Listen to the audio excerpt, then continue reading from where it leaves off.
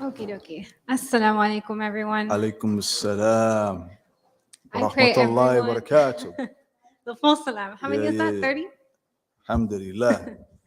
I pray you are all in the best of health and iman. I am Sister Catherine. I'll be your host for today. Brother Jamal will be back next week. I promise. Inshallah. Inshallah. Allah He willing. left a little earlier today to attend a family event. So he will be back next week, inshallah. Welcome to our Islam 101 class that we have every Sunday here at IAOC. I would like to extend my Bismillah. welcome to all those who are joining here on site and online. I'm very happy to have everyone here today, and I'm very happy you were all able to make it, alhamdulillah. So for those of us who are joining us for the first time, typically for our Islam 101 class, we tried to take a topic, a verse of the Quran, or a statement from the Prophet, peace and blessings be upon him, and we have a discussion about it. Helping us out today is our beloved Shaykh Jibreel Speight. Shaykh Jibreel himself is a revert. He is the director of Muslim Life and Educational Chaplain at Chapman University and has been supporting our program for a few years now. As always, Shaykh, we appreciate your support. And whenever you're ready, the floor is all yours. In the name of Allah, the most merciful, the bestower of all mercy. Praise and thanks belong only to Him. And may peace and blessings be sent to the one who's been sent as a mercy to all the creation. Thank you, sister. Master and our leader, Muhammad, and upon his family, his companions, and those that follow him excellently until the day of recompense. Before I came here today, speaking of Chapman University, give you a glimpse of my life. We had today, they call them affinity graduations. You ever heard of an affinity graduation? An affinity graduation is a graduation catered to a specific identity. So you have a special graduation event for Black students, Latino students, anti or non-heterosexual students,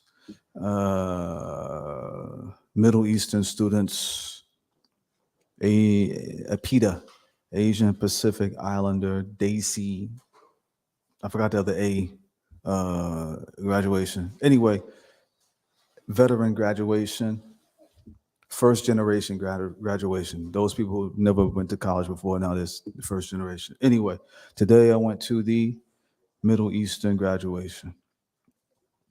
And the sister, the one who gave the keynote address, she said, I want to thank Shaykh Jibreel Speight. I was like, how long you been working with me? You still don't know how to say my last name. So thank you very much for saying my last name properly. That's why I give you that story. Anyways, we are in Surah number 40, chapter number 40, looking at specifically verses 38 to 44. All right. Looking at specifically verses 38 to 44. We have been going on this journey of this particular chapter. And as a quick recap, we talked about why it's called the Forgiver. The title of the chapter is called the Forgiver. Why is it called the Forgiver? And what are the topics within this particular chapter?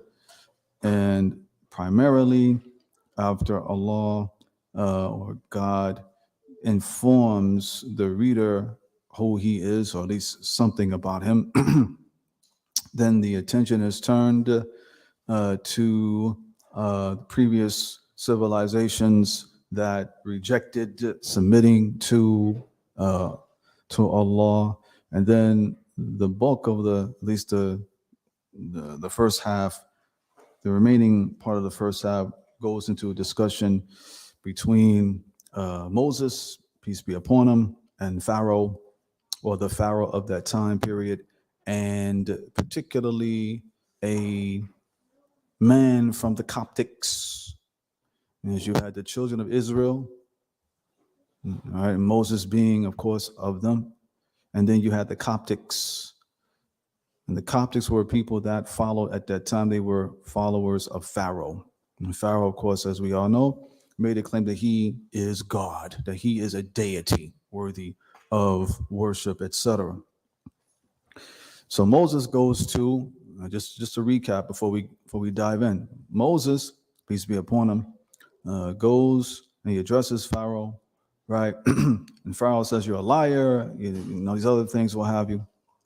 And then a man, then before that, Pharaoh says, "I'm going to kill you, Moses." Then a man from Pharaoh's people who was there asked Pharaoh, and prior to that, he was hiding his faith because Pharaoh made it clear that whoever believes the message of Moses, they would die. So this man had heard enough, and he openly declared his faith to Moses, and then he challenged Pharaoh by asking him, "Why would you kill a man simply because they say their Lord is God?" And then after that, the man turns his attention to his people, the Coptics, and we talked about some of that. Then the conversation, the scene switches from him talking to his people and also admonishing Pharaoh, and then it switches back to Pharaoh telling his ministers, "I command you to build a big tower so as we can actually see Moses is God, because I don't think there is a God. He's lying." So here we are in verse number 38, 39, 40, 41, 42, 43, and 44.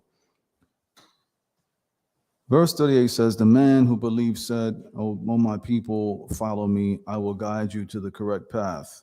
My people, the life of this world is but a brief enjoyment, whereas it is the hereafter that is the permanent residence or abode. Whoever does an evil deed will be recompensed only with the like thereof. But whoever does righteous deeds, whether male or female, and is a believer, it is they who will enter paradise, where they will be granted provision without measure. My people, how is it that I call you to salvation while you call me to the fire? You call me to disbelieve in Allah and to ascribe partners to him of which I have no knowledge, while I call you to the Almighty, the often forgiving. Without a doubt, that to which you call me can't respond to any supplication, either in this world or in the hereafter. We will all return to Allah, and it is the transgressors who will be the inhabitants of the fire. Then you will remember what I am telling you now. I entrust my affairs to Allah. Indeed, Allah is fully aware of his servants." That's a powerful conversation. The man who believed said, again, repeating his advice to his people, "Follow me, and I will guide you to the correct path." Now, this man isn't a prophet. He's not a prophet. Moses is a prophet, peace be upon him. All right? But he's telling his people, and this is very important as well, Moses is not a Coptic. But this man is a Coptic. He's of Pharaoh's people. And he's telling his people, look, Moses is on the truth. I accept this. Follow me, and we're going to be on the right path. We're going to be just fine. This is a very important point in the sense of when we talk about religion with people that are from us, for lack of better words. Meaning that it might be sometimes more effective if I'm talking to somebody who's Latino. I'm not Latino. It might be more effective if my Latino brother or my Latina sister would have talked to them. It just might be more effective. For example, because of different nuances of how people talk, how they think, et cetera, for example. Or perhaps socioeconomically. It could be that sometimes somebody who's at the same level as that individual maybe have the ability to relate to that person a little bit more and encourage them to consider this particular way. And that's totally fine. It's on the table when it comes to inviting people to submission to Allah. So my point is that a very interesting lesson that could be learned from this is that sometimes when it comes to talking about religion, and specifically talking about the concept of God and worshiping God alone, etc., sometimes the person who really understands the nuances of that class of people, or whatever you want to say, they may be the ones who should be able to step up and say, listen, I know how to talk to that person. Let me talk to that person. Okay? That's something to think about. So the man repeats his advice from the previous verses. He tells his people, look, follow me. He tells them, follow me, because Pharaoh is not the one you should be following. And Pharaoh can't guide you. Only thing that Pharaoh can do is guide you to your destruction, because he is a corrupt, transgressing man. And then the believing man who was concealing his faith prior to this, goes on and says, my people, the life of this world is but a brief enjoyment. My people, the life of this world is but a brief enjoyment. The reality is that our lives are short. We don't know when we're going to die. So when we come to existence and we understand the reality of life, from that point until Allah tells the angel of death, take so-and-so's soul, that's a very brief time period. And then it ends, and then it vanishes. Saying another way, you live and you die in those two points. And then after that, you're put into the earth. Some people might remember you. A lot of people don't know you. And that's that. So this is only a brief amusement, if you will. So the believing man is telling his people, this life is a brief enjoyment and amusement. Don't be deceived and distracted from the real purpose of why you were created. So what's the question? Why were we created? Somebody answer my question. Why were we created? To worship Allah.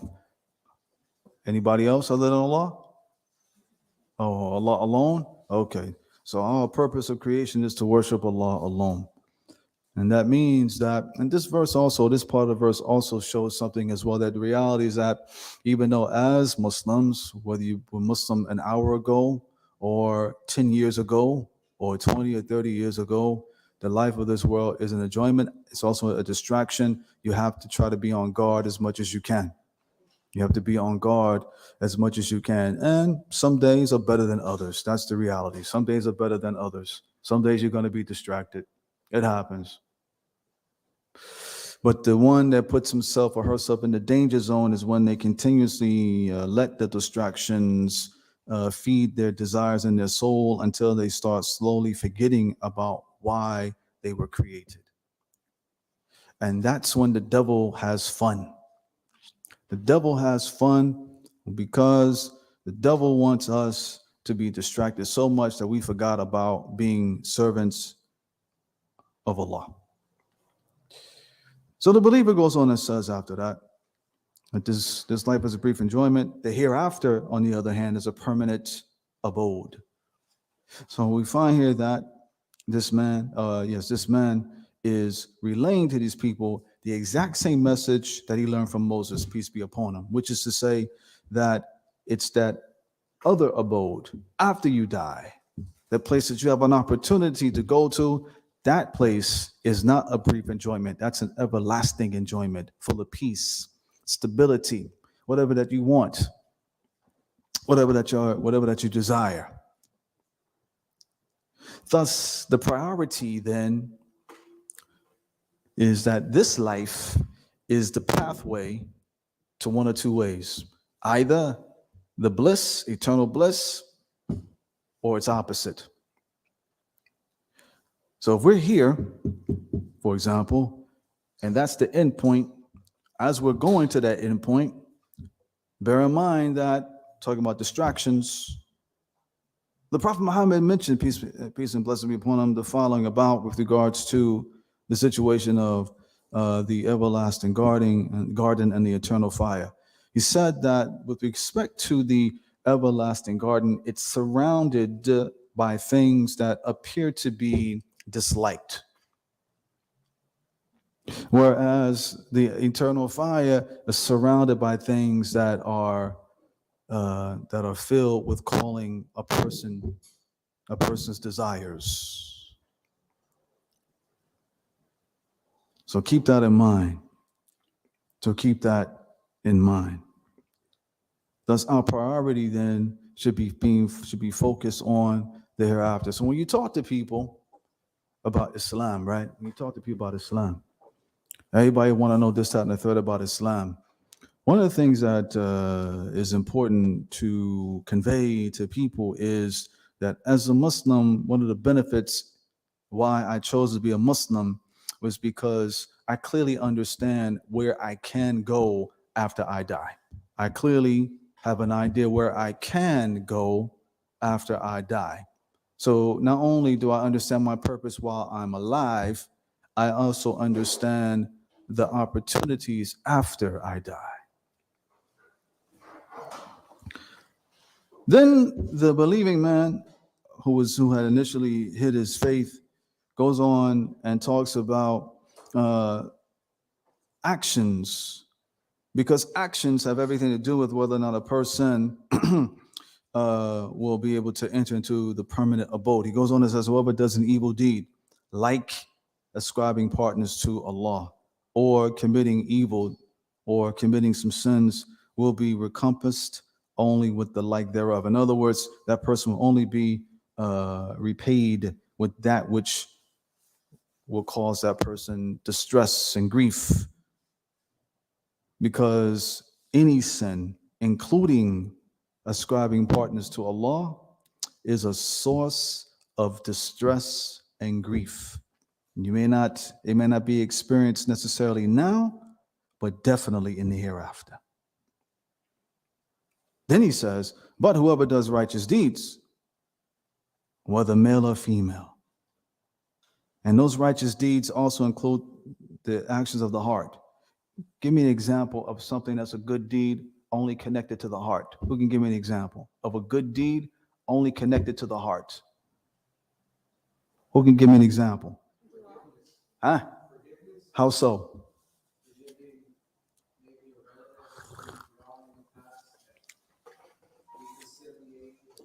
How's that help your heart, brother? So why is that so important, brother?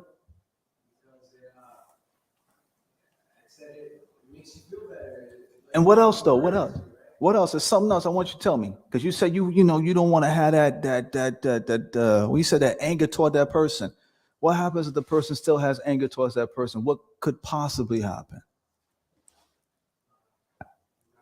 They might commit oppression toward that person, right? They still hold a grudge to that person now, huh?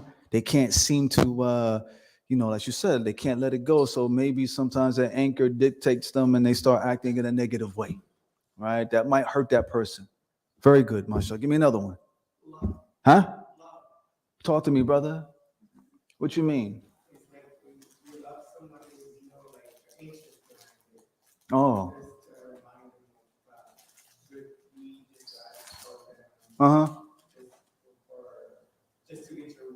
Uh-huh. Yeah. Oh, snap. My man. MashaAllah. MashaAllah. That's nice. Give me another one. Huh? Talk to me.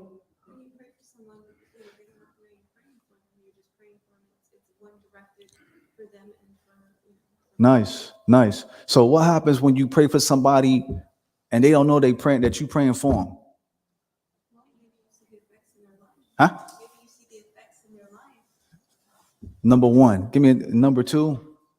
Huh? Yes? It doesn't make you hurt them because you pray for them not to be for them to get good people, successful. So at least you won't hurt them. Okay, that's good. And number three. Yes, in the back. Allahu Akbar. That's it. That's it. The angels will pray for you for the exact same thing. Oh, Allah, forgive that person and you too. Pretty easy, huh? So why is that so? So what does that mean? What does that say about your heart? If you pray for that person don't know it. What does that say about your heart? What does it say? Go back to you. You said praying for that person behind their back. Why is that good for your heart? Please help me. I would think that would help heal your heart to know that they're in a better place. That's very good. MashaAllah. I like it. I like that. That's good. That's good. So you probably want to know, why are you focused on the heart part? Why the heart part? Because we can talk about prayer and giving charity and this, that, and the third. But first of all, second of all, third of all, this Quran and following the prophetic traditions, the first thing it's supposed to do is purify us internally. That's why. To purify us internally. Another example of a good deed related to the heart is trusting and relying on Allah alone. Trusting and relying on Allah alone. And as you can see from this conversation from this believer, that's exactly what he's doing. He's calling these people, inviting them, reminding them. He's not even saying it, but he's just saying, look, from all of this, and of course he is explicit later on, we find him expressing this, not having any fear about consequences, because he's trusting and relying upon Allah. Excuse me. Words is another, words other than making supplication. Give me an example of some words that you can say that's a good deed. Give me an example. Words that you can say that's a good deed. Give me an example. Give me an example. Huh? Assalamu alaikum. Yes, exactly. Allah, mashallah, that's good. Yes, sir. Yes, sir. Bismillah, in the name of Allah. Give me another one. Alhamdulillah. Hey, alhamdulillah, tamla'ul mizan. The Prophet said, peace be upon him, saying, praise be to Allah, fills the scale of good deeds. Give me another one. Huh? For Allah. Who said that? Who said that? Don't hide. Who said it? MashaAllah. That's MashaAllah. Nice. MashaAllah. Very good. Give me another one. Subhanallah. Huh? Who said it? Subhanallah wa bihamdihi. Praise. Wait, hold on. Praise and thanks. Glory be to Allah. Glory be to Allah, and praise be to Him alone. Those two words fill up the heavens and the earth. Who said La ilaha illallah? So who said it? Hey, La ilaha. There is no deity but Allah. Subhanallah. Yes, very good. Excellent. I bring this up because can you imagine the simplicity of earning abundance? By the way, saying these things, you earn bare minimum 10. 10 what? 10 good deeds recorded for you. Bare minimum. You might get 700. You might get more than that. And I want us to think about that long and hard. The reason why I asked that question is because of this. There have been a few times I've been coming, and for some reason, Allah has decreed for me to address the issues of people talking about each other behind their back. I don't know if this question's been asked for other people. All right. So remember this now. All right. Remember this. And instead of us saying terrible words or talking about each other, imagine us using our energies to say good things. How about keeping silent? Is keeping silent a good deed? Yeah? Huh? What you mean?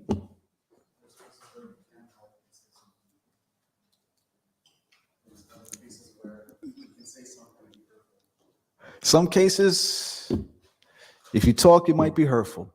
And in other cases, it's better, Yeah, okay. MashaAllah. All right. Prophet Muhammad, peace and blessings be upon him, said what? Whoever believes in Allah on the last day, فَلِيقُلْ خَيْرًا. Then let that person say good things, or what? Be silent. So being silent sometimes is a sign. Actually, it's an excellent sign that you have good faith, you have strong faith. But whoever, I love this verse too, but whoever does righteous deeds, whether male or female. Let's stop here, shall we? Whether male or female. Why do you think that's so important?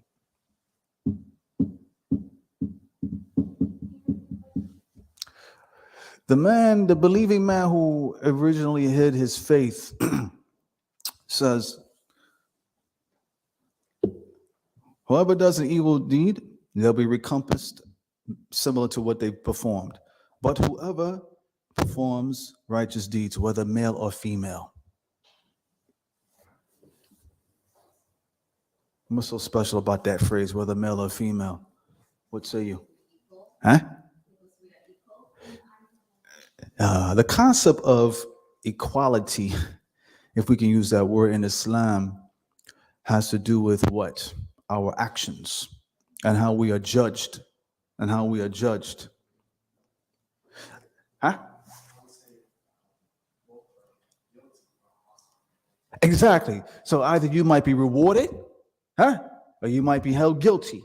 That's right. So there's no such thing as the male polytheist gets a worse punishment than the female polytheist, for example. Nah, You follow? The person that prays, male or female, gets a reward based upon, of course, how Allah Ta'ala judges it. The point being is that in this day and age, anyway, these type of verses, we need to really internalize and let people know that, well, your concept of male and female engagement and how we look at this, that, and the third is different than Islamic thought. We're concerned about the state of affairs of the heart, how a person is with their Lord, and how they perform righteous deeds. That is what we are concerned about. That is not a misguided thought. It's based upon revelation. Then, whoever does righteous deeds, whether male or female, and is a believer, it is they who will enter the garden, where they will be granted provision without measure. Entering the eternal garden consists of the following actions, folks. It consists of iman, or belief, and then backing it up with action.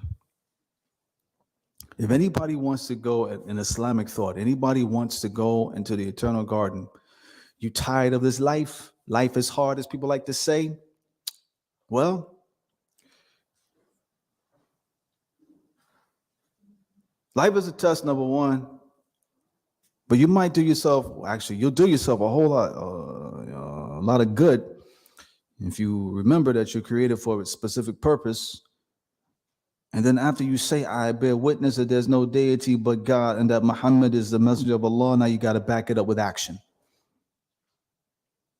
Now you got to back it up with what? Action. Why? Because the more good deeds you do, the more eligible you will be, Allah willing, to enter into the garden. The less you turn away, the more you turn away from Allah, the less you try to cultivate your faith, the more likely you're going to be distracted. The more likely you're going to harbor some misunderstandings about Islam, the more likely you might even become a hypocrite. May Allah protect us. So, very simple. Well, it's not very simple, but to get the eyes a challenge, being a believer. Believer in what? In Allah, the last day, the angels, His divine decree, His books, His messengers, and doing righteous deeds will be granted provision in the eternal garden without measure. In other words, a person get whatever they want. Allah doesn't calculate it. Allah doesn't decrease it. Allah increases it. And then on top of all that, guess what? The individual who is able to get into that garden, we ask Allah to enter us into the garden. Not only that, but they'll also be able to earn eternal pleasure from Allah. You can't touch that right now. You can't feel that right now, but that's the idea. So that should be an encouragement. Then the person that believes goes on and says, after all that, he breaks down how we should be with Allah and not with Pharaoh or people like him. Then he goes on and says, my people, how is it that I call you to salvation? What salvation? Salvation of believing in Allah, accepting Moses' message, doing righteous deeds. How is it that I call you to salvation and you calling me to the fire? Allahu Akbar. That's a powerful sentence. Let me say it again. He's asking the question, how is it that I'm calling you to salvation, you calling me to the fire? Can you imagine yourself having a conversation with our non-Muslim family members with that type of discussion? You imagine that? That's pretty strong. They get mad at you. What you mean? Huh? They get mad at you. What you mean I'm calling you to the fire? What's that supposed to mean? Well, exactly what he says here. You call me to disbelieve in Allah and to ascribe partners to him, of which I have no knowledge. That's what I mean by you calling me to the hellfire. You want me to ascribe something other or something with Allah. And there's nothing to support that claim. There's nothing to support that claim. This phrase here about ascribing partners and specifically saying which I have no knowledge. In other words, I have no knowledge. There is no knowledge anywhere to say that the creator of all has an equal anywhere. Why is that so important? Because we find in the second chapter of the Quran, we find there that Allah has told us, do not follow the footsteps of the devil, Shaitan, because he is your clear enemy. And then Allah explains why. إنما يأمركم بالسوء والفحشاء وأن تقولوا على الله ما لا تعلمون. That indeed all he does is command you to sin, corruption, and to speak about Allah, about that which you have no knowledge of.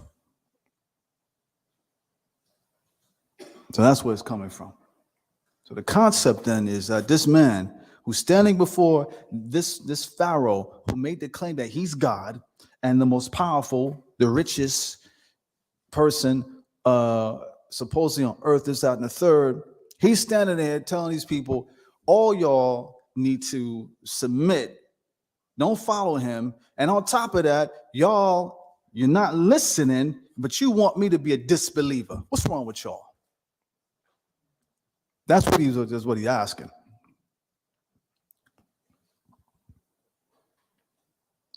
And not only that, he said, look here, I'm not only calling you to salvation, I'm calling you to the Almighty and the all-forgiving. In other words, the one who is mightier than Pharaoh and the one that controls everything. Pharaoh don't control nothing. And as far as the all-forgiving, in other words, the one that even if they make mistakes, if they return and turn to Allah, Allah will forgive them. So he's encouraging them. At the same time, rejecting the way of Pharaoh by saying, my Lord is the Almighty and my Lord is the all-forgiving at the same time. There's a benefit behind that as well. Because when you say that my Lord is the Almighty, you're also implying that he has the power to destroy everybody if he wanted to. He has the ability, obviously, he controls everything. So everything is set up the way that he wants it to be. But also he's the all-forgiving. Why is that important? So the Almighty is a sense of instilling fear, and the all-forgiving is instilling hope. You get that? That's the idea. And that's the way of the believer. The believer, amongst other things, has hope, love, and fear of their Creator. Now, then he goes on and says, he goes on and says after that, without any doubt, what y'all want me to do is in making supplication to other than my Lord, either in this world and the hereafter, is worthless. Notice that he uses the word supplication. We talked about this word before, making supplication. Supplication is the greatest form of worship. Supplication is the greatest form of worship. Why? Coffee time. Y'all need to answer my question. I'll ask it again. Supplication is the greatest form of worship. Why? Huh? Direct connection to Allah. Ooh, a direct connection to Allah. You got to explain that. It's like plugging into the socket where there's no middle person in between. So it's a Nice. and the words in Arabic are the Wi-Fi. I like that. You said it's like a socket without a what? It's like a straight up connection. You don't need no buffer. You don't need no nothing. It's like from Bluetooth and Bluetooth to old tapes. It's like the old tapes to GTP4, whatever we have. Gotcha. Mashallah. Excellent. So it's a direct connection. And it's also the greatest form of humility. Greatest form of humility, right? Because Pharaoh, if we see here, Pharaoh is and Allah mentions Pharaoh many times to show an illustration of this is one of the, if not the greatest form of arrogance, whereas supplication, on the other hand, to Allah is the greatest form of humility because He gave you everything. That's why. Then he goes on and says the one that openly declared his faith. He goes on to remind his people, we will all return to Allah. See, this, you had this conversation with people with non-Muslims as well as our Muslim relatives. Those of you who have Muslim relatives who, they kind of, they can do better. We will all return to Allah. Imagine that. When I was searching to be a Muslim, or actually searching about what is life about, because I can relate to this very much so. Yeah, like you introduced, Shaykh Jibreel was a revert, convert, whatever word you want to say. Yeah, it's been 30 years now, something like that, right? And oh yes, I was a guest lecturer. Here's another glimpse of my life. I was a guest lecturer in a cultural anthropology class at the university I work at. And so I talked about my journey into Islam. And I talked about, where am I going with this? Yes, I talked about how, I was searching everything, and I had, he was in a different major than me, but he was a Muslim. He was a second generation Muslim, Black American, named Siddiq. May Allah bless him. So we was in the car, right? We was in the car, and it was Ramadan. So he had, I don't know, something like this, maybe a little bit smaller. And his gray, well, he had a nicer car. I had a hoopty, but he had a nice little car. Anyway, so he's in the car. He got the dates and everything with some cream cheese. Yeah, dates and cream cheese. He looking out in the windshield to see if it's time for sunset. Back then, we ain't had no apps. All right, we ain't had no apps back then. All right, so he's in the, he's in the car and everything. Okay, now it's time. He's breaking his fast, and we go to the mosque, right? We go to the mosque, and it was there. This is after I read the autobiography of Malcolm X. May Allah have mercy upon him. So I see, the Muslims different, different colors and everything. It's a beautiful thing and everything, right? And they pray, right? So they stand in and they bow and they stand up and they put their face on the ground. I was like, what is that? What is that? Why are they putting their face on the ground? Anyway, I go to the imam, the prayer leader, the religious leader, ask him why you put your face on the ground. He smiled at me and he chuckled a little bit. And he says to me that prostration in the eyes of the Muslim, or the mind of the Muslim, is the greatest, is the most honorable position in our prayer. It reminds us that we are from the dirt and we're going back to the dirt. That's what I want to emphasize here. That we're from the dirt and we're going back to the dirt. And he looked at me and said, you going back there too, brother? That was it. That was like a boom. Right? And then after, eventually, alhamdulillah, I accepted Islam. Anyway, we all will return to Allah. So when I read this, I go, subhanAllah, yep, we're going to return to Allah. And not only we're going to return to Allah, but guess what? Our deeds are coming with us too. Every action that we did is going with us too. The money ain't coming with us. The status ain't coming with us. The degrees ain't coming with us. Huh?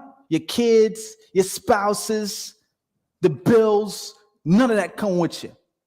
But your deeds are going with you into the grave with you as well. And then after that, you'll be addressed on the day of judgment. So the man that openly declared his faith, saying that we're all going to return to Allah, and it is the transgressors who will be the inhabitants of the fire. So he's telling people, we're going to go back to Allah, we're going to return to Allah, implying that we're going to die, we're going to be resurrected, and then after that, some people are going to go to the fire because they're a transgressor.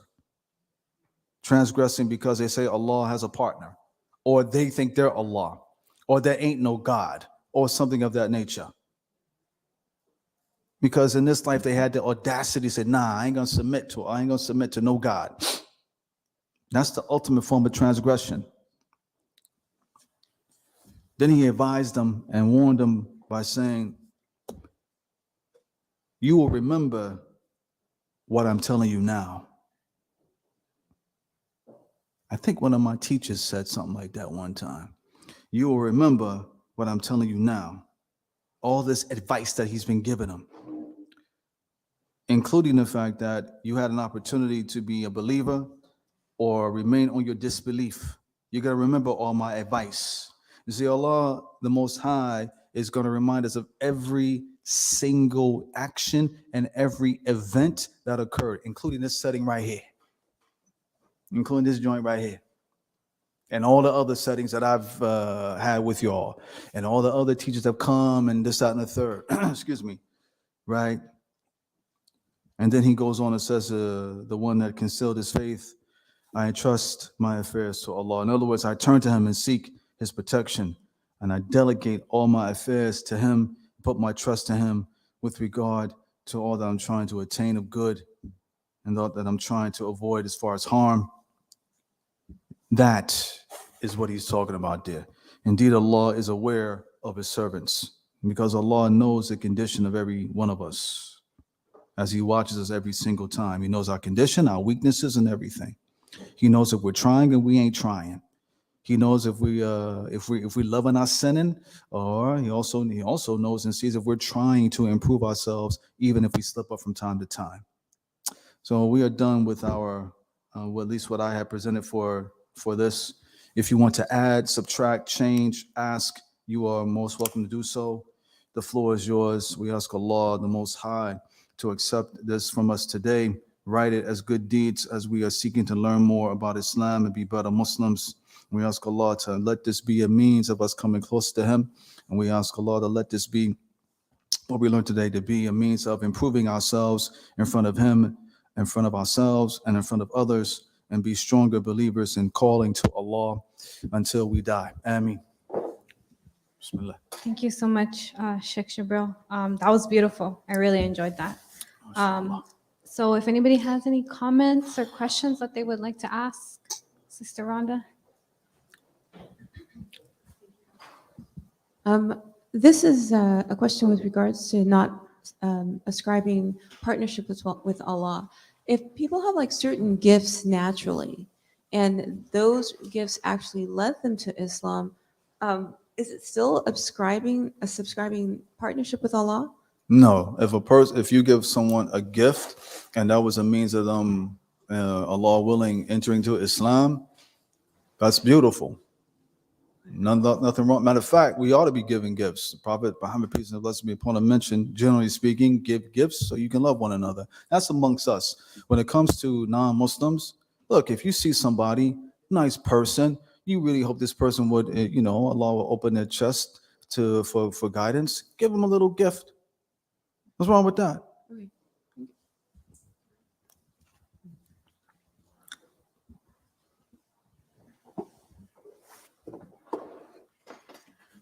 Assalamu alaikum. Wa alaikum salam.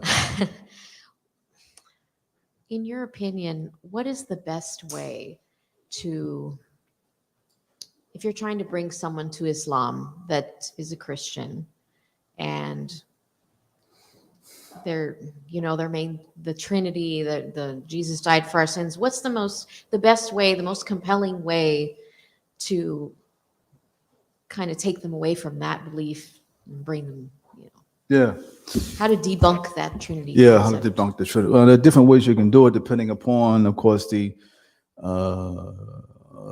intellectual level of that person. Perhaps the better thing to do is to stop arguing about what they're doing wrong and just present how Islam looks at God and looks at Jesus. Like finding a way to pique their curiosity about that. You see, today and this is not a shameless plug, by the way, but in the after dawn prayer, I gave Quranic explanation. We're going through the 71st chapter, Prophet Noah, peace and blessings be upon him.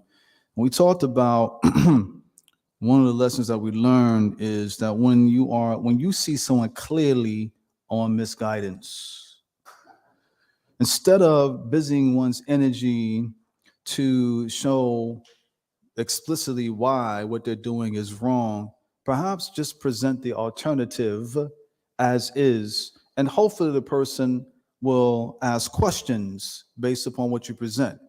So you say, for example, okay, look, you and I both agree that God exists. Yes? Yes. Beautiful. All right. Can I tell you how we understand God? Question. It's a curiosity type thing. Okay, sure. And then you present some things. Can I tell you how we look at Jesus? Well, first of all, you think that we don't believe in Jesus? Can I ask you that question?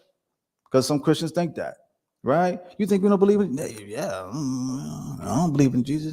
Okay, fine. You don't believe it. Can I tell you something? And then you break it down.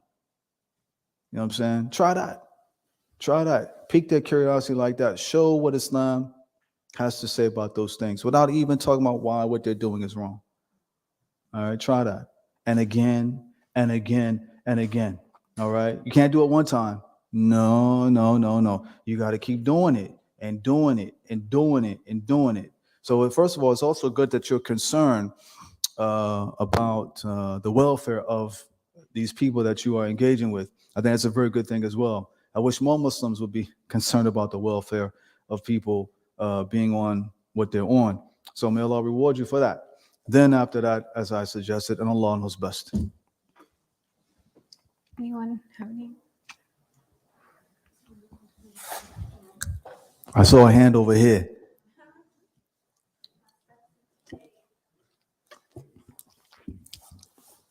Assalamu alaikum, brother. Wa Thank you alaikum so much salam. for the lecture. You're welcome. I have a question about some proofs that shows that God exists. Proof that God exists. Yes, like scientific way, religious way, or something Wow. to help. Different ways, huh? They're different ways. Just a little bit to All right. understand more. How what often? exists. I'm sorry. Yes. Just to understand more to if in case someone believes, the belief comes stronger. If someone doesn't believe, at least we have these questions. Yeah. Thank you. How often do you read the Quran? I was born Muslim, so it's You were? yeah, I was born Muslim, Allahu so Akbar. I memorized a little bit of Quran, Allahu Akbar. memorized of Hadith. So just for me, this is like an open question because I don't want to believe just because I was born believing in that. So I Yeah, want to yeah. believe إِنَّمَا يَخْشَى اللَّهَ مِنْ عِبَادِهِ الْعُلَمَاء. Yes. So like the most people like fear Allah the most, like All the the ulama, scholars. knowledgeable people. Yes. So I wanna, if I'm worshiping, I want to worship in the right way. Yeah, yes. MashaAllah. MashaAllah. Where you from? Where I'm you from from? Morocco. Morocco. MashaAllah. MashaAllah. What part of Morocco? It's by the capital Rabat. Huh? The capital Rabat? Rabat. Yeah. MashaAllah. MashaAllah. Welcome, brother. How long you Thank been you. in America? 5 years. Allahu Akbar. MashaAllah. What's your name, man? Ayub, but the American nickname is Alex. Nah, man. You went from Ayub to Alex? Bruh, come on, man. Nah, man. We got to talk, brother. We got to talk, man. Ayub is a beautiful name. It's a beautiful name, man. That right there is a conversation piece about Islam right there. What does that mean? You know Job? Who's that? Some people might know Job in the Bible. And then you kind of go from there and talk about it. Okay, anyway. Ayub, I'm gonna call you Ayub, man. All right, I'm gonna call you Ayub, brother. I would encourage you to read the Quran. I know that seems like a flimsy answer, but honestly, all the proof about Allah existing exists in the Quran. Every single thing. So you can start, for example, from cover to cover. How? And then people are going to say, well, the creation of the heavens and the earth, the creation of the universe was by the Big Bang. Question, who started the Big Bang? You know, that type of thing, because that happens all the time. They always talk about that. They talk about, about human beings, how we got molecules and atoms and this, that, and the third. Okay, fantastic. So how did that come about? It just came about anywhere? All right, those are simple questions, but those questions should be asked. And here's another question that I like to posit to people that say that they don't really believe. My question is, what happened in your life to make you stop believing in God? Because oftentimes people experience stuff in their life where they say there ain't no God. All right? Happens quite often. At the university that I work at, I find this going on as well. You find children, young adults, I should say, saying, I used to believe in God. Used to, past tense. So what happened? What happened? Was it your folks? Yeah, my folks, we don't really practice. Why? What happened? Do you know what? Did you ever ask your parents? No, not really. I didn't think, maybe you should ask them. Another scenario, such and such happened to me in my life, and I just don't think there's God anymore because they're going through tests and what have you. So anyway, my point is that if you read the Quran, you can find boatloads of a lot of proof about the existence of God. And then after that, perhaps in your conversations, as you get to know these people, have that intimate conversation with them. Because the fitrah, the innate nature of people, sometimes it's asleep and it needs to be awakened again. All right? It takes one question. I've had this many times. I ask somebody, so what's your story? What's your story? Right? Or somebody might interview me, right? And then afterwards, I'll ask them, so before you interview me, what do you know about Islam? Well, so then I have to explain what Islam is, especially during Ramadan. It's fun time. And I always say that Islam is a God-centered way of life, right? We'll go through everything, this, that, and the third, and then I ask them, so you got any questions? After I break it down to them, how everything's connected to God and everything, and then some of them will ask me, how do I try and get back connected to God? And before that, I ask them, so what happened for you to be disconnected to God? You follow? It happens quite often. So after you read about the proofs that God exists, consider asking those questions as well, because a lot of these people, if not all these people that call themselves denying God, they in pain, man.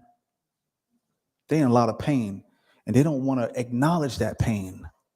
So part of what we do as Muslims, and this is a responsibility that I'm not too sure, I would hope rather that we take responsibility of, is that when we engage with humanity, we should be concerned, like really concerned with them from the standpoint of, how can I help this person at the very least turn on the light bulb that, man, they're suppressing things about them that they shouldn't be doing, and then leave it alone.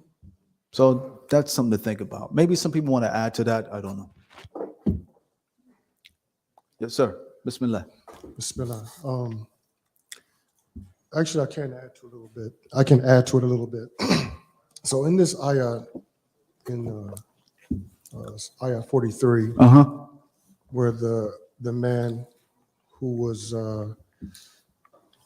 talking here, he said, "No doubt you call me to worship one who cannot grant me my request or respond to my invocation." So this is like a two-part question. The first question is, what does Allah mean in Quran when He keeps saying "say"? Saying? He keeps saying "say." Say. Cool. Like you find Allah says "say." Kul hu Allahu ahad. Yeah. Like all these different places. What does that mean? All right, let me answer that one first. Okay. The brother's asking, and the Quran is always say.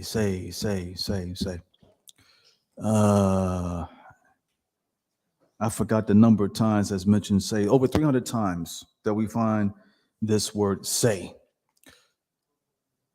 It's Allah commanding the Prophet to say. It's Allah commanding the Prophet to say. What's the benefit behind that, though? Yes? To show that he is just a messenger. That this is not coming from Muhammad, peace and blessings be upon him, but this is coming from someone commanding. And commanding him to say that? Your second question.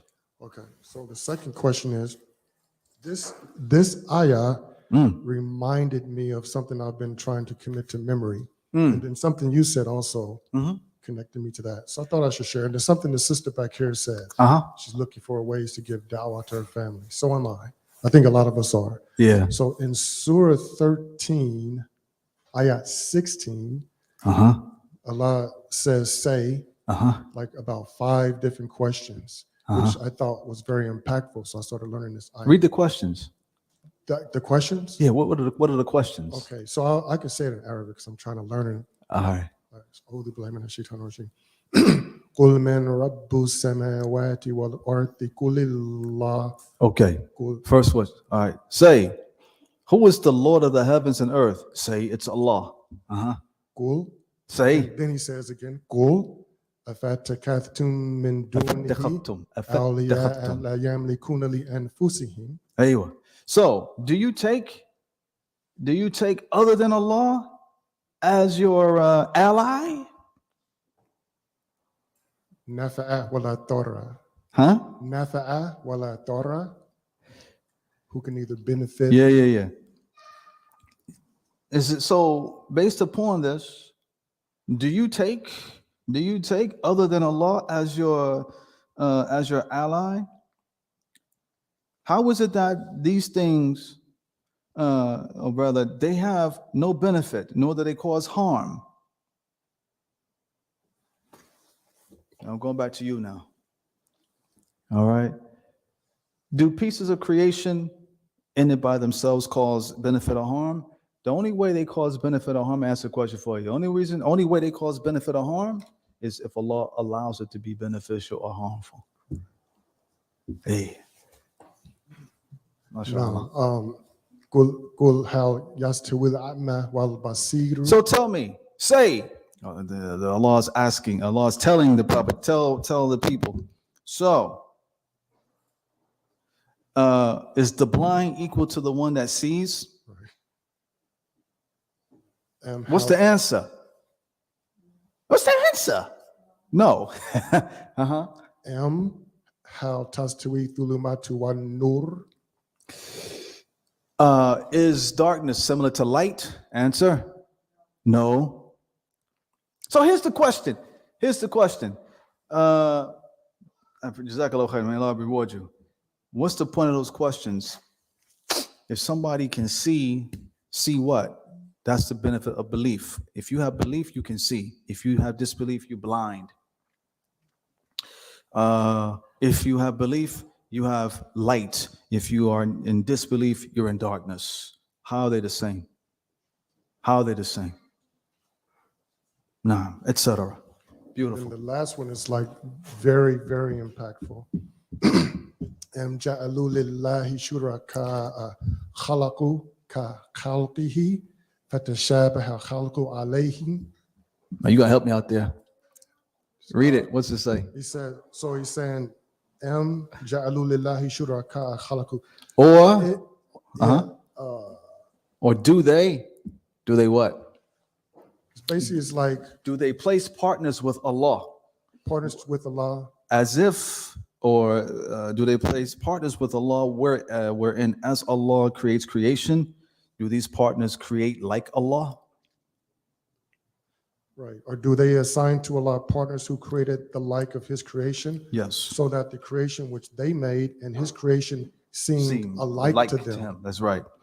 Also, another set of questions you can use is in the 52nd chapter, which is entitled At-Tur, the mountain. If you look at the second half of that chapter, you'll find a boatload of questions, including, have they been created from nothing, or are they creators themselves? That's for you, for the atheist. Yes.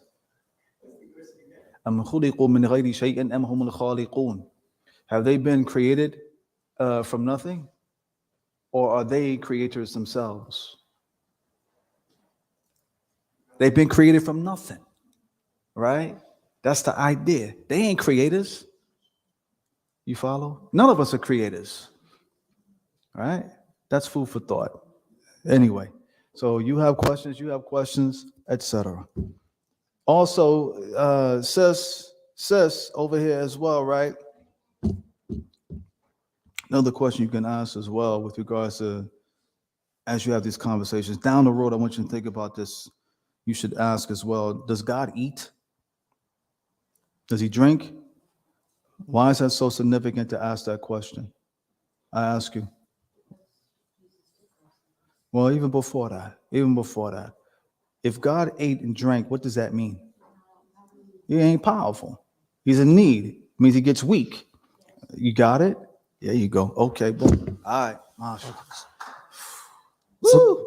Man, y'all sucking me dry today. So this is the last thing, and I'm gonna pass. Bismillah. So on this, I actually tried this out on 2 guys. Okay. This just using these questions from this ayah, just the first part. Mm-hmm. So I asked him, I was like, who created the heavens and the earth? Mm. And he said, God. Beautiful. So I said, okay. So God created the heavens and the earth, right? He's like, yes. So I said, why is it that, or I said, can you harm someone else? He said, yes. I said, can you harm yourself? He said, yes. I said, can you benefit someone else? He said, yes. Can you benefit your own self? He said, yes. I said, so if you wanted to benefit somebody, but God didn't want you to benefit that person, could you benefit them? He thought of me and he was like, no. It's like, if God doesn't want them to have it, I said, even if all the people on the whole earth got together and prayed for the person to get that benefit, they would not get that benefit. God doesn't want them to get that benefit. The same way with the harm. If everybody got together to pray for the person to be harmed, they won't be harmed unless Allah wants them to be harmed. Yep. I said, so then why is it that we worship something that can't benefit us or harm us? Like, for instance, like another human being. And what was his response? He was just pondering. So my point was, like, this actually works. Like, there's something. Exactly. When you say that the person believes that there's only one God, and then you ask this question next, you just watch them. There's something like Allah knows what for us to say as dawah and this stuff. Exactly. MashaAllah. Jazakallah khairan. May Allah reward you. Naam. There you are. Assalamu alaikum, Shaykh. Alaikum assalam rahmatullahi wa barakatuh. Before I ask my question, Surah Al-Tur is one of my favorite surah. Oh, mashallah. There's a lot of good messages in it. My question is, in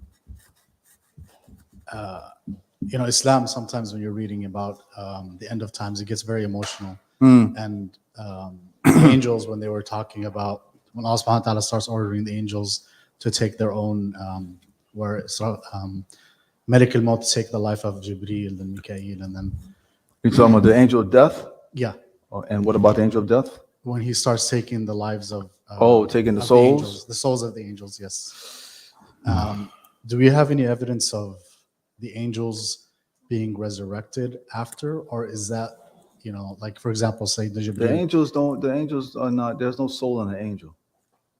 Okay. There's no soul in an angel. So the existence of, say, Jibreel, for example, it's ended at Yom Al-Qiyamah? Yes. Also, he doesn't exist after Yom Al-Qiyamah? That's right. Oh my goodness. Okay, so who gets resurrected? Actually, excuse me, let me take that back.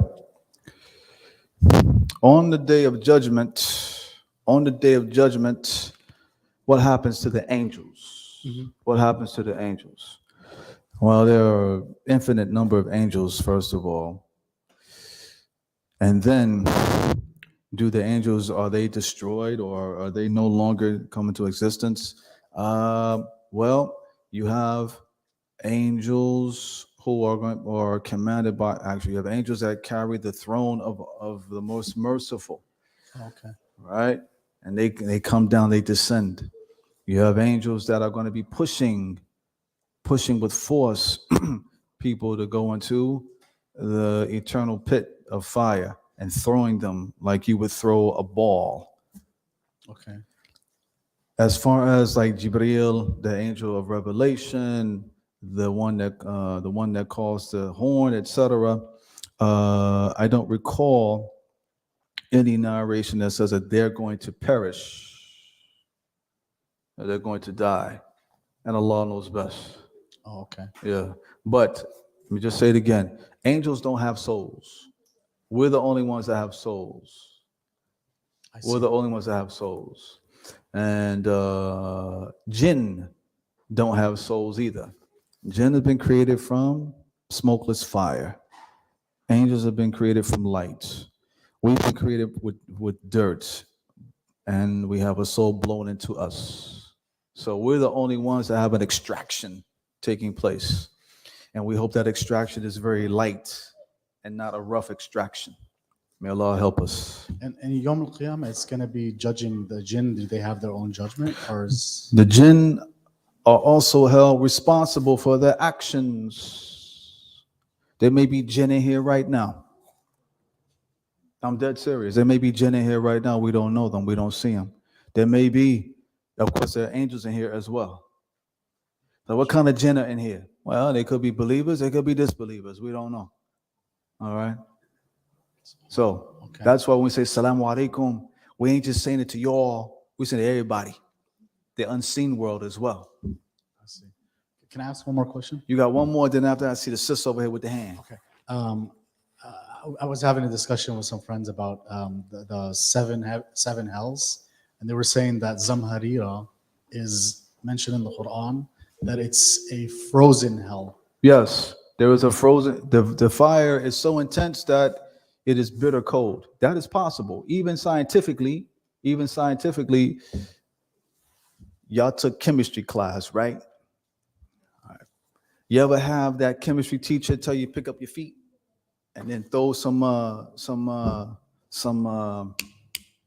what's that ice? Dry ice? The dry ice. Who said it?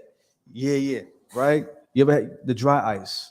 Yeah. So the teacher told us to raise our feet and then do all this dry ice on the ground.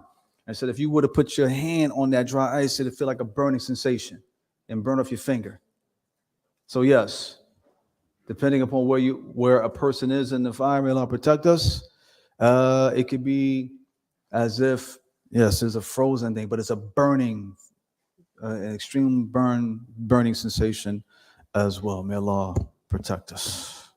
Assalamu alaikum. Wa alaikum assalam rahmatullahi wa barakatuh. From what I recall, that there is a ayah said, وَنُفِخَ فِي الصُّورِ وَجَاءَتِ الْمَلَائِكَةُ صَفًّا صَفًّا. So The horn has been blown and the angels will be lined up ranks by rank. Yeah. Yes. The ayah that you're talking about, وَنُفِخَ فِي الصُّورِ فَصَعِقَ مَنْ فِي السَّمَاوَاتِ وَمَنْ فِي الْأَرْضِ إِلَّا مَا شَاءَ اللَّهُ إِلَّا مَنْ شَاءَ اللَّهُ. The one that perhaps you might be referring to is, and Allah knows best, I believe in Surah Surah number As-Safa. 39. And from there, I saw that's when I think it was a class is talking about like after the Malaika will come and line up in the day of judgment. So, Yes, So from there, I saw it, all the Malaika will all of them. Yeah. Yeah, subhanAllah. But you reminded me of something, which is that all that exists in the heavens and the earth will faint, and then another horn will be blown, and then after that, the resurrection will occur. Yeah. And I have one more question. Yes. There is this, I heard also in another verse that whoever anyhow, there is this guy approached me by like Ralph's, For what? by the grocery store Ralph's. For? He was asking me he's a kafir, but he said to me that he's taking the route of the Shia and asking me question about the marriage of Muhammad sallallahu alaihi wasallam to Zainab binti Jahsh. And then he was trying to talk about bad about Rasulullah, same as the story of Aisha, that she was 9 years old. Unfortunately, I couldn't respond to that, but it hurt me to the point that I would like clarification on that, because I know for a fact that he started talking about like Rasulullah was looking at Zainab and he liked her while she was married to his son, you know. So Allah. it's terrible, and I like those kind of people when they just pick and choose the stuff, and it's, you know, it's corrupted. I would like to, if you can just give me clarification of the marriage of Muhammad Sallallahu Alaihi Wasallam to Zainab, so I know. Jazakallah khair. Barakallah. All right. The marriage of the Prophet to Zainab. Before I do that, before I touch upon that, one of one of the things that everybody has to take into consideration. This is not something new. When Europe rose to power in the 17th and 18th centuries, and the Ottoman Empire, that's the empire in Turkey, when it fell and Europe became very strong, one of the things that the Europeans did was try to paint a picture of Prophet Muhammad, peace and blessings be upon him, as a womanizer, someone that loved women, and then compare him to Jesus, peace be upon him, who, of course, never got married. That was their objective. Their objective was to try to show that Prophet Muhammad was basically someone that chased after women and this type of thing here. So this is something not new. It's an old type of thing. With regards to his marriage to Zainab, indeed, Zainab was married to Zayd ibn Harith, but she didn't want to marry him. She didn't want to marry him. Rasulullah made her marry him. She didn't want to marry him because of their social status. Zayd was a former slave, or he was a slave. And Zainab came from a high-level tribe. But Rasulullah said, no, you're going to marry him. She didn't want to marry him. It didn't work out. And then after that, Allah said in Surah, the 33rd chapter, we married you to her. You follow? There you go. Allah knows best. I'll stop there. Okay. We'll take Sister Tony's question, last question. Assalamu alaikum. I'll be quick. Wa alaikum salam.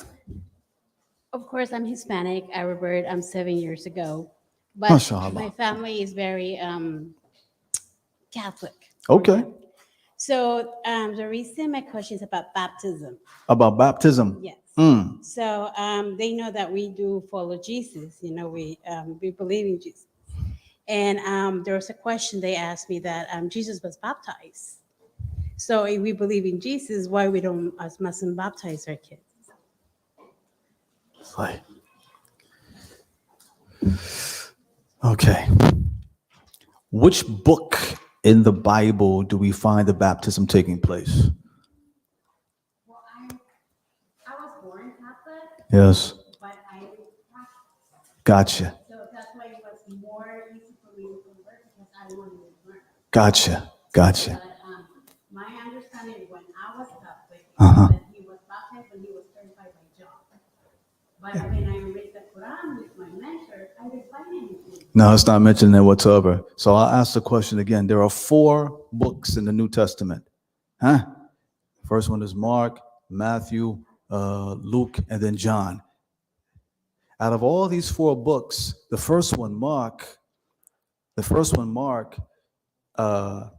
has the least, if nothing at all, about Jesus being the Son of God, or even that. That's why I asked you that, because the other three it might be in there where he was supposedly baptized. That's why I asked that question. Each book seemed to have different takes on the situation. So that's my first point. Second point about baptism, or, well, if we love Jesus, then why are you not baptized? Because we don't follow Jesus. We believe in Jesus. We follow Muhammad. Peace and blessings be upon him. That's why. And because of that, we do not have to do a baptism. We simply say there's no deity but Allah, and Muhammad is the last messenger. And oh, by the way, Jesus said Muhammad's coming. You're welcome. Thank you so much, Sheikh Jibreel.